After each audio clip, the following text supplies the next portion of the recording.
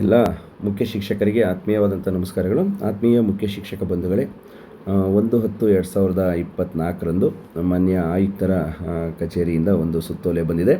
ಆ ಸುತ್ತೋಲೆಯ ಪ್ರಕಾರ ರಾಜ್ಯದ ಎಲ್ಲ ಸರ್ಕಾರಿ ಪ್ರಾಥಮಿಕ ಮತ್ತು ಪ್ರೌಢಶಾಲೆಗಳಿಗೆ ಉಚಿತವಾಗಿ ವಿದ್ಯುತ್ ಸೌಲಭ್ಯವನ್ನು ಒದಗಿಸುವ ಬಗ್ಗೆ ಒಂದು ಸುತ್ತೋಲೆ ಬಂದಿದೆ. ಈ ಸುತ್ತೋಲೆಯನ್ನು ಈಗಾಗಲೇ ನಿಮ್ಮ ವಾಟ್ಸಪ್ಗಳಲ್ಲಿ ನಾವು ಶೇರ್ ಮಾಡ್ಕೊಂಡಿದ್ದೀವಿ.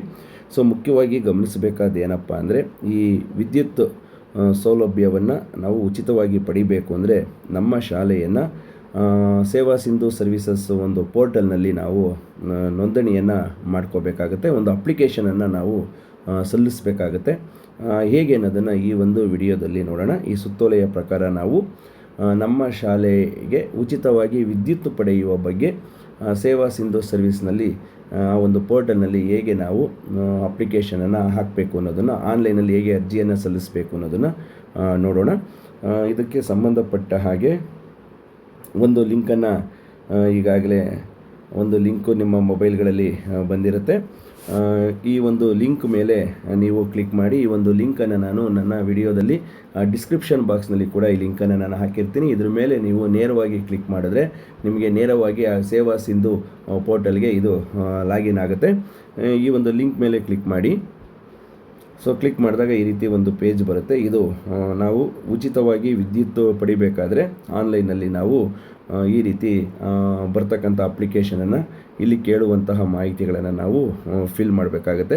ಸೊ ಇಲ್ಲಿ ಮೊದಲನೇದಾಗಿ ನೋಡಿ, ಇನ್ಸ್ಟಿಟ್ಯೂಷನ್ ಡೀಟೇಲ್ಸ್ ಅಂತ ಹೇಳಿದೆ.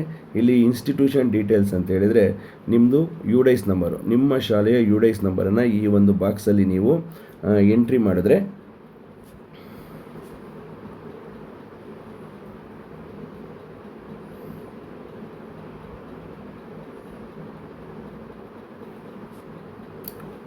ಸೊ ನೋಡಿ, ನೀವು ಎಂಟ್ರಿ ಮಾಡಿ ಈ ರೀತಿ ಎಂಟ್ರಿ ಮಾಡಿದ ತಕ್ಷಣವೇ ಏನಾಗುತ್ತೆ ಅಂತ ಹೇಳಿದ್ರೆ ಈ ರೀತಿ ಎಲ್ಲವೂ ಕೂಡ ಡೀಟೇಲ್ಸ್ ಏನಾಗುತ್ತೆ ಎಲ್ಲ ಫೆಚ್ ಆಗಿಬಿಡುತ್ತೆ. ನೀವೇನು ಮಾಡೋವಷ್ಟಿಲ್ಲ, ಎಲ್ಲವೂ ಕೂಡ ಈ ರೀತಿ ಫೆಚ್ ಆಗುತ್ತೆ.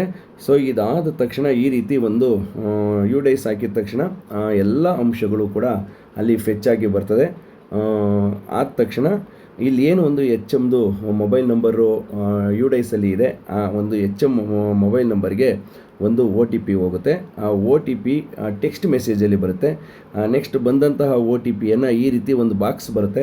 ಈ ಒಂದು ಬಾಕ್ಸಲ್ಲಿ ನಾವು OTPಯನ್ನು ಮೆನ್ಷನ್ ಮಾಡಿ, ಇಲ್ಲಿ ವ್ಯಾಲಿಡೇಟ್ ಅಂತ ಹೇಳಿ ಒಂದು ಆಪ್ಷನ್ ಇದೆ. ಆ ಒಂದು ವ್ಯಾಲಿಡೇಟ್ ಮೇಲೆ ನಾವು ಕ್ಲಿಕ್ ಮಾಡಿದ್ರೆ ಏನಾಗುತ್ತೆ, ಆವಾಗ ಅದು ಮೊಬೈಲ್ ನಂಬರು ಕರೆಕ್ಟಾಗಿದ್ದರೆ ಅದು ವ್ಯಾಲಿಡೇಟ್ ತಗೊಳುತ್ತೆ.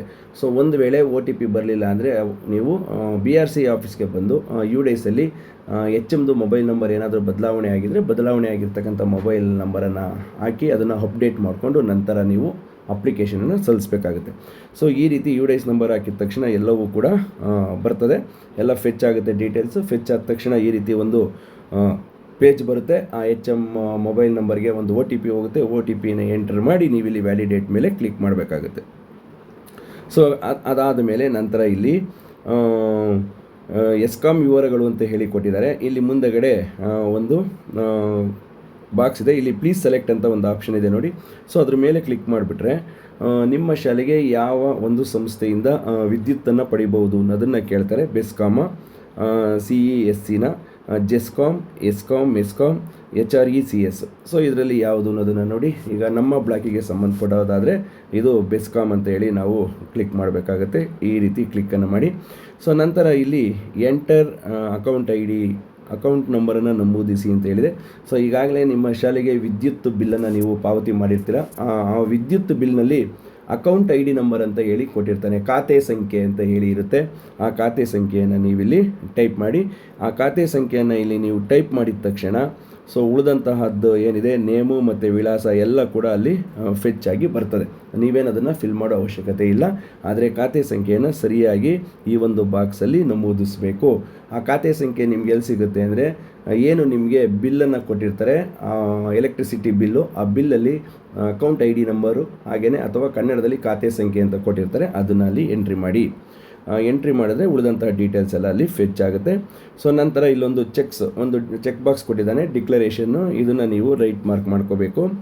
ರೈಟ್ ಮಾಡ್ಕೊಂಡು ಆದಮೇಲೆ ಇಲ್ಲಿ ಒಂದು ವರ್ಡ್ ವೆರಿಫಿಕೇಷನ್ ಅಂತ ಹೇಳಿರುತ್ತೆ. ಇಲ್ಲಿ ಒಂದು ಕಲರಲ್ಲಿ ನಂಬರ್ಸನ್ನು ಕೊಟ್ಟಿರ್ತಾನೆ ಅಥವಾ ಏನಾದರೂ ವರ್ಡನ್ನು ಕೊಟ್ಟಿರ್ತಾರೆ. ಅದನ್ನು ನೀವು ಇಲ್ಲಿ ಒಂದು ಬಾಕ್ಸ್ ಇರುತ್ತೆ, ಈ ಬಾಕ್ಸ್ಗೆ ಇಲ್ಲಿ ಏನಿದೆ ಅದನ್ನು ನೋಡಿಕೊಂಡು ಈ ಬಾಕ್ಸ್ಗೆ ನೀವು ಸರಿಯಾಗಿ ಎಂಟ್ರಿಯನ್ನು ಮಾಡಿ. ಸೊ ಎಂಟ್ರಿ ಮಾಡಿದ ಮೇಲೆ ಇಲ್ಲಿ ಒಂದು ಸಬ್ಮಿಟ್ ಆಪ್ಷನ್ ಇರುತ್ತೆ, ಈ ಸಬ್ಮಿಟ್ ಮೇಲೆ ನೀವು ಕ್ಲಿಕ್ ಮಾಡಿ. ಸೊ ಇಷ್ಟನ್ನು ಮಾಡಿದ್ರೆ ಇದು ತುಂಬ ಸುಲಭವಾಗಿದೆ. ಇಷ್ಟನ್ನು ಮಾಡಿದ್ರೆ ಸೊ ಆವಾಗ ವಿದ್ಯುತ್ ಸೌಲಭ್ಯ ಪಡೀಲಿಕ್ಕೆ ನೀವು ಆನ್ಲೈನಲ್ಲಿ ನೀವು ಅರ್ಜಿಯನ್ನು ಸಲ್ಲಿಸಿದಾಗೆ ಆಗುತ್ತೆ. ಸೊ ಆದಷ್ಟು ಬೇಗ ಆನ್ಲೈನಲ್ಲಿ ಈ ಒಂದು ಅರ್ಜಿಯನ್ನು ಸಲ್ಲಿಸ್ತೀರಾ ಅಂತ ಭಾವಿಸ್ತಾ ಎಲ್ರಿಗೂ ಕೂಡ ಧನ್ಯವಾದಗಳು.